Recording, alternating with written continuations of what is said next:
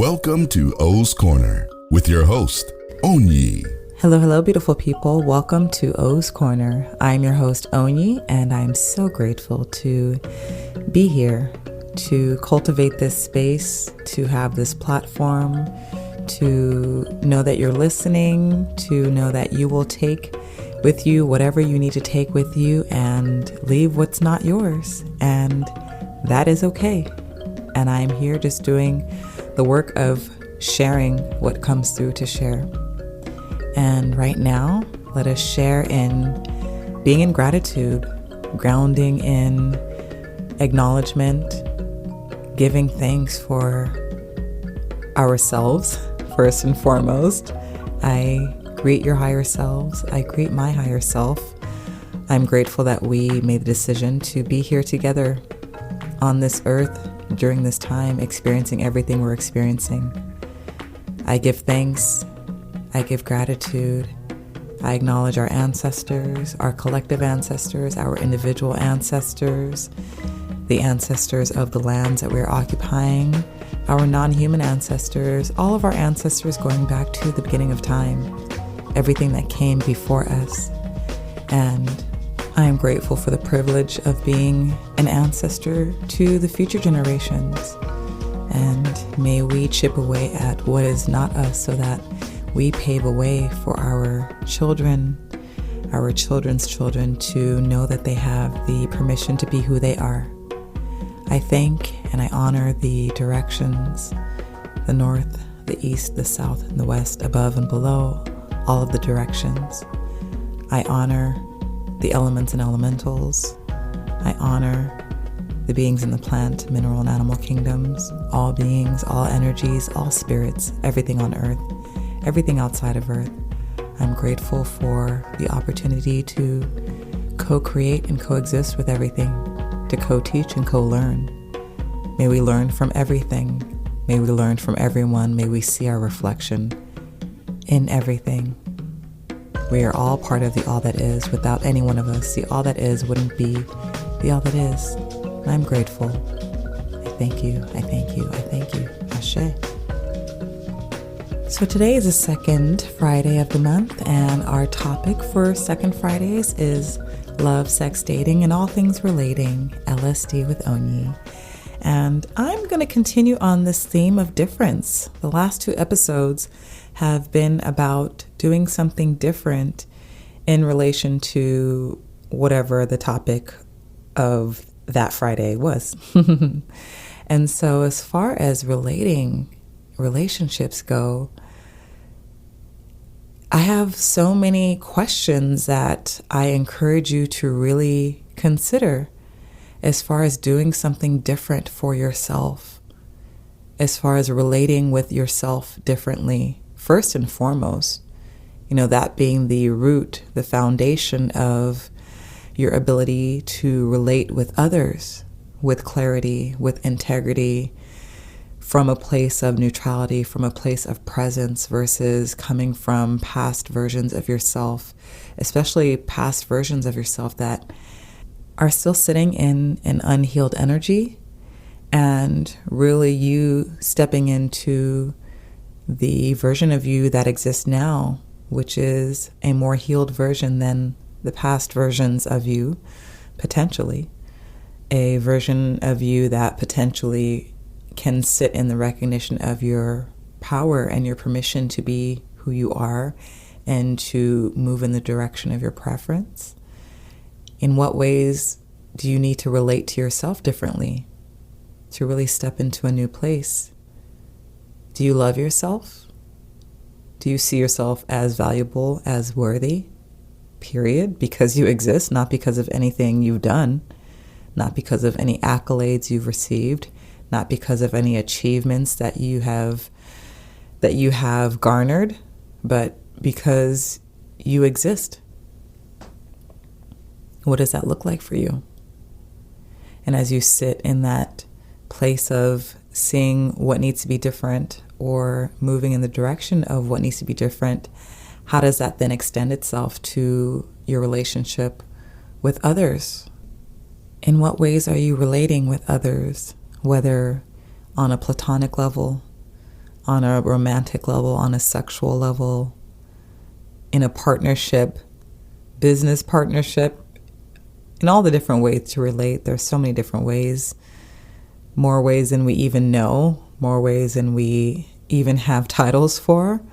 But in what ways are you relating with others that could use a shift, could use something different in order to open up more within yourself, allow the other person or other persons to open up more, allow that entity, which is the container that holds the relating in and of itself, which is separate from the individuals that are contributing to it.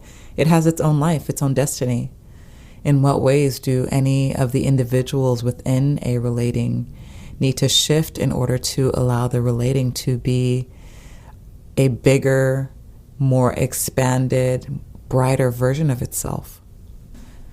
It's been interesting to have conversations with good friends of mine around engaging romantically, specifically, and sexually, and really seeing how we have shifted over the last year and a half, especially in light of quarantine, and given a lot of the logistical elements of quarantine, the activity of engaging with individuals has shifted dramatically for many people.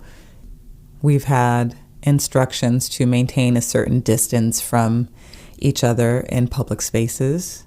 You have individuals quarantining with each other and seeing each other more often during the day than they typically would pre-quarantine because people were outside working, whereas, having to be inside working or not working, and seeing those individuals, whether they be a spouse, a partner, roommates, children, other individuals, seeing them for a greater degree of time than many people were perhaps used to in the past.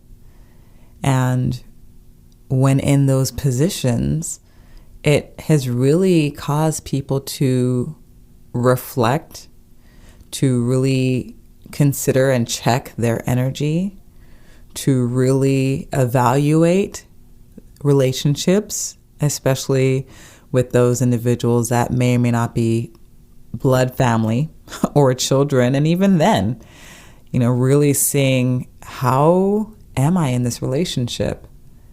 Do I really enjoy being with this person at all?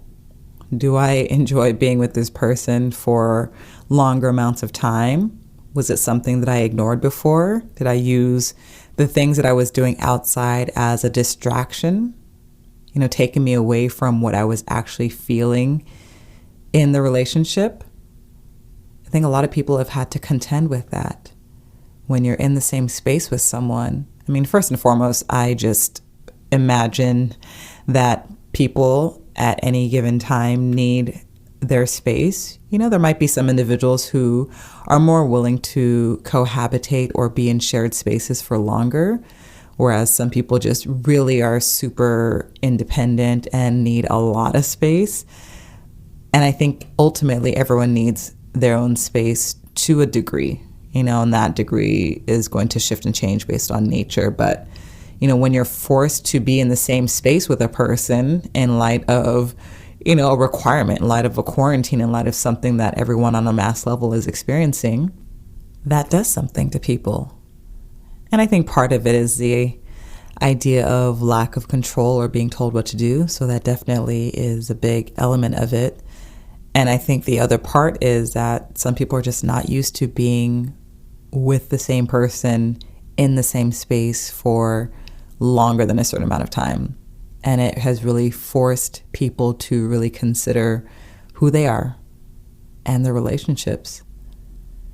And, what I encourage people to do now is, outside of the experiences and the shifts and changes in light of quarantine and in light of just everything that has been going on all over the globe on so many different levels, socially, politically, so forth, is to really reevaluate your relationships, and even in a different way than you have been for the last year. Again, what are those things that you can chip away at that are not you when it comes to how you relate to people? In what ways are you engaging that really don't feed you? In what ways have you compromised? I was just reminded about a interview that Eartha Kitt did, and the interviewer was asking her about compromising because a man's in her life and isn't, love worth compromising for. And she just basically laughed in his face.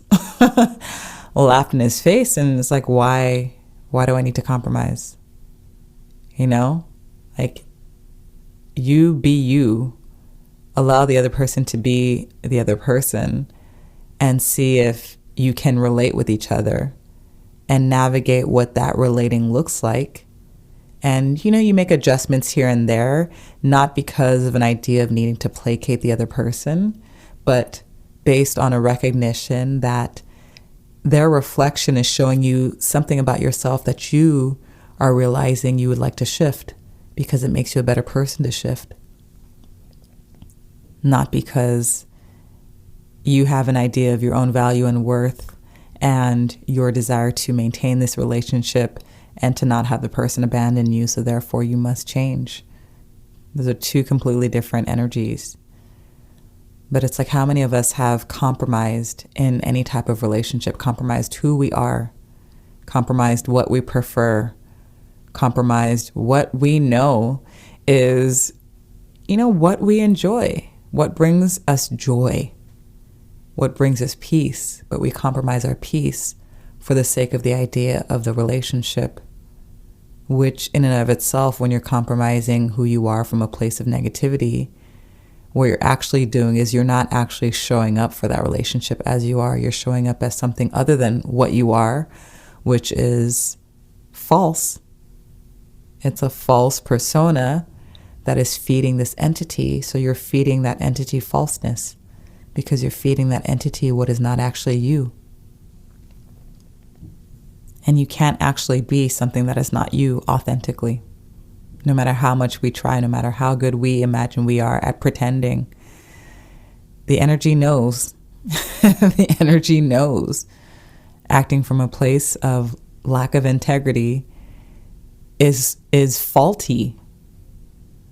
It's faulty, shaky, unstable energy. So you create instability within that entity. So how many of you are holding on to, feeding, curating unstable entities, unstable relatings, because you yourself are not showing up as who you are? You yourself are not feeding yourself.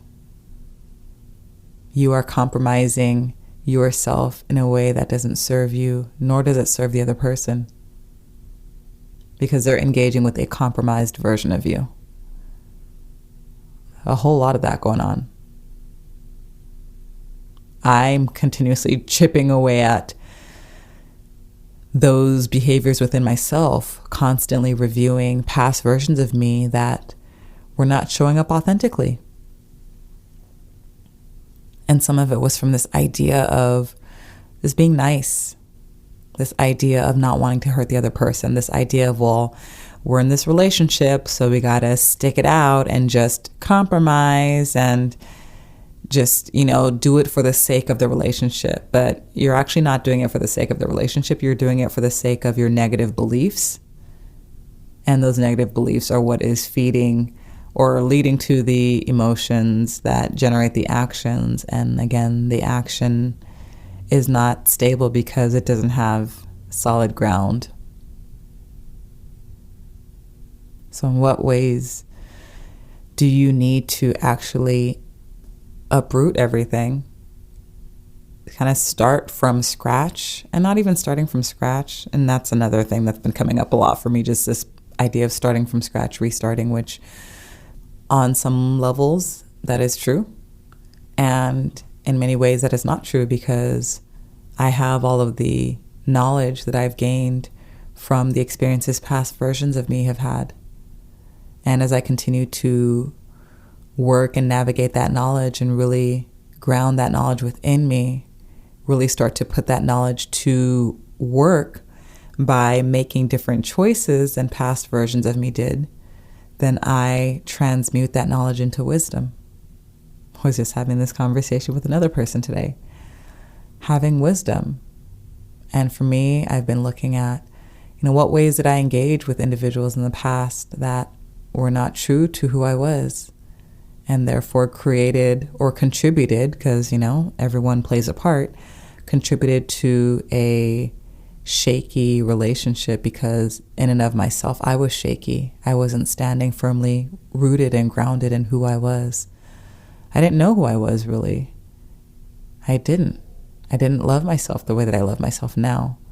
I did the best that I could then with what I had available to me and where I was.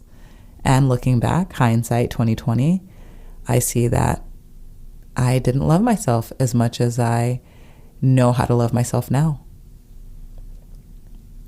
So what needs to be different? And, perhaps the different thing is, in what ways do you need to open up to new experiences? What boundaries and restrictions have you had for yourself for whatever reasons? What of those can actually be dissolved because they are no longer relevant for who you are now, for how your spirit wants to relate with other people now? And I'll speak specifically romantically, but this can be across the board in all ways of relating. What boundaries did you put up in the past in light of the desire to not get hurt, the desire to not hurt someone, ideas and conditions about what you were supposed to look for in a partner, whether a romantic partner, a life partner, or a sexual erotic partner? What ideas, what lists were you operating from, trying to check everything off? Did you hold on to so tightly that they prevented you from having what could have been really beautiful experiences? And I try not to stay in the coulda, shoulda, woulda energy for too long because you can spiral. But it is interesting to reflect neutrally on, oh wow, I made the choice back then, or a past version of me made the choice back then. Again, I like to use the language that reaffirms the idea that we are completely brand new beings at every given moment. So I speak about past versions of myself as if they are completely different people.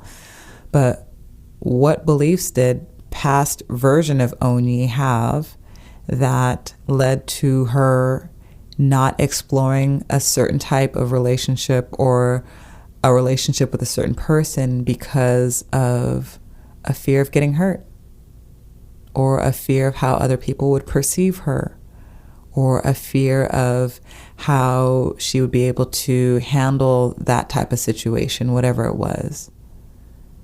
She did what she believed she needed to do in order to protect herself and navigate in the ways that she was choosing to navigate. But this version of me can look back at all of those choices and see, okay, that one was out of anxiety. That one was out of rigidity. That one was out of a need to feel in control. And there's so many reasons why we make the decisions we make, and so many ways by which we go about making the decisions. Sometimes I like to not necessarily focus on why did I make that choice, but how did I go about making the choice? What were the steps that I took? What were the belief systems that I was operating from to then lead me to whatever choice that I make? And by tracing those steps, you're able to see all the different, quote, triggers or elements that will still show up here and there.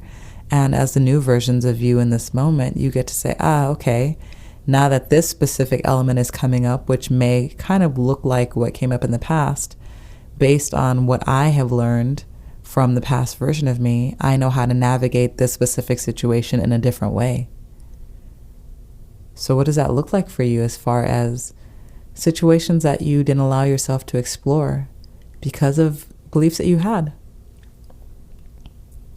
And I think it's also important to honor and appreciate the positions past versions of you had, especially if you understood that you didn't have the capacity to make certain decisions back then, and so you chose to not do so. You know, so many people don't have the capacity but go about making decisions in a certain direction anyways because they are acting from a place of anxiety, of fear, of wanting to appear a certain way, of wanting to achieve a certain outcome. And I think it's so amazing when a person can be like, nope, I just don't have the capacity to do that right now, and so I will choose not to. And, you know, again, future version of themselves can recapitulate, review, see what decisions they made, how they went about making the decision, and perhaps why they made the decision, and to check that against who they are in the present moment and decide, okay, the past version of me made that decision, and that's where I was at then, and I recognize that I'm completely new in this moment, and I do have the capacity, and I'm going to be open to a situation that looks similar if it shows up. So really sit with the idea of becoming open to possibilities that you were not open to before, from a place of curiosity, from a place of being open to new experiences. And, you know, granted, we are in a quarantine, we are still dealing with the pandemic, and so I encourage people to maintain whatever safety precautions are necessary for them. And it's also really interesting to consider that the ability to relate to people, even though there are certain restrictions, it is not completely suppressed. You know, there are still ways to interact and engage and open up and explore, whether it's virtually or whether it's, you know, after you've done your own due diligence and ensuring that physically you are healthy, physically other individuals are healthy, you have agreements about what that looks like and how you are really looking out for each other's safety. But it's been interesting to actually see different relationships start to sprout, see different types of engagements start to pop up. Not all is lost. There are still opportunities. You can still absolutely find ways to engage in new ways that help you to open up, that help you to heal aspects of yourself romantically, erotically, and in other ways. I always say go in the direction of the fear. You know, obviously if the fear is showcasing the fact that your life could actually be in danger, in harm's way, then I don't recommend doing that. You know, fear comes up as a warning signal oftentimes, and our instincts can kick in when we know that we are potentially in danger. So that's not what I'm talking about here. But if there is an anxiety about experiencing something that you've shied away from in the past for whatever reasons, if you are recognizing more and more the deep layers of your conditioning from family, from society, and so forth, if you are wanting to tap into new aspects of yourself that you didn't feel you had permission to explore in the past, then I say go in the direction of the fear. When that fear comes up, it's there to illuminate to you what negative beliefs that you're still holding on to. And the only thing that you will find on the other side of that fear is more of who you are. So really use the fear as a friend, break through, and learn more about yourself through having whatever experiences you need to have in order to, again, see yourself from a different perspective. And whatever that difference may be, really sit with that. If you have been engaging sexually or erotically and need some sort of change, perhaps becoming abstinent, really withdrawing from engaging sexually in that way and seeing how that shifts your energy, perhaps learning how to use your sexual energy for other reasons and other ways through your creativity.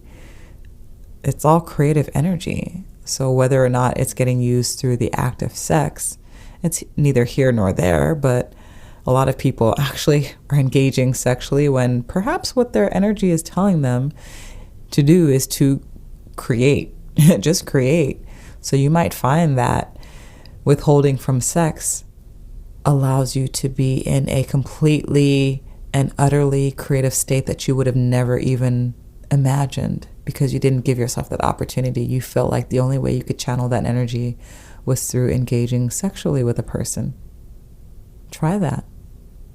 If for you, you've become accustomed to not engaging sexually or erotically, and what would be different and what brings an anxiety is to engage with someone, really ask for the opportunity through your prayers, through your journaling, through whatever ritual or practice you do, ask for the opportunity to explore.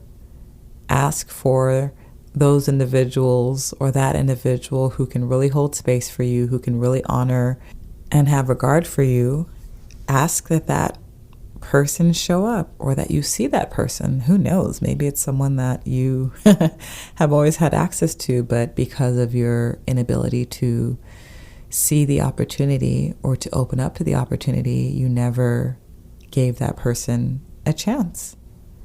And by you stepping into this place of openness, then you see the abundance of opportunities to explore that you hadn't allowed yourself to see before. So go in the direction of the anxiety and really take your time, say what there is for you, make agreements that you feel comfortable with, have whatever specific boundaries that you know are necessary for you and are not coming from a place of anxiety, but actually coming from a place of you knowing who you are and what you require. But once you've set those, give yourself the freedom and the openness to explore and to see what and who you are. It may surprise you completely. Whatever needs to be different when it comes to relating, when it comes to engaging, even during these times, there is absolutely the opportunity for that. Because if you doing something different is going to help you to be more of who you are, is going to help you chip away at what is not you, is going to help you to increase in your level of awareness, of lightening up, then your energy, your spirit is wanting to move in that direction. Always. Our spirits are always moving in the direction of what allows us to open up more, allows us to elevate more. That is the natural flow. That is the surrender. Everything else is resistance. So what is your natural flow? What is something you can do differently that moves you closer to being in alignment with your natural flow? What is that? Get honest with yourself. Journal, meditate, pray, have conversations with friends that can really hold space for you and that can help be mirrors for you to see what that is. Get really honest with yourself. The more honest you get with yourself, the more life can really shine a flashlight on your negative beliefs. The more you are able to see what doors need to be closed so that you can allow for the doors that want to be opened. And life can steer you in the direction of your preference. Life can steer you in the direction that will help you to, again, step into the fullest container of yourself as yourself as possible. Sit with all of that. Really sit with all of that. I thank you to all of the messages that came through for this episode. I thank you to our ancestors. Thank you to everything that came before us, for us to learn from, for us to use as reflections to help us be more of who we are, whether we walk in similar paths because those maintained an integrity that we are in alignment with, or we walk in different paths because we recognize that there was not the same alignment, and we know our permission to make different choices, and in doing so we heal ourselves and we heal our ancestors. I thank the directions. May we move in the direction of our preference when it comes to our relationships. May we do something different. May we move in a different direction as need be, and know that we are supported no matter what direction we go in, and that synchronicity will course correct us. Thank you. Thank you to the elements and elementals. May we remember those energies within ourselves. May we call upon them to help us to be more of who we are as we explore ourselves through our relationships in different ways. Thanking the beings in the plant, mineral, and animal kingdoms. May we use your reflections to help us be more of who we are, to help us be in our natures, to act from our natures as we engage in our relationships. Thanking everything on earth, everything outside of earth. May we continue to relate to everything as who we are, allowing everything to be as it is, and in operating from that place of integrity of who we are, we again complete the circle that is the all that is. The all that is experiencing itself through all of our unique reflections, our responsibilities to be who we are. And may we do that with joy, with peace, with ease. I thank you. I have so much gratitude. Ashe. Thank you for listening. Again, this is O's Corner. I am your host, Onyi, and until next time, be well. You've been listening to O's Corner with your host, ONYI. Want to know more about ONYI? Log on to onyilove. That's ONYI.love. Thanks for listening.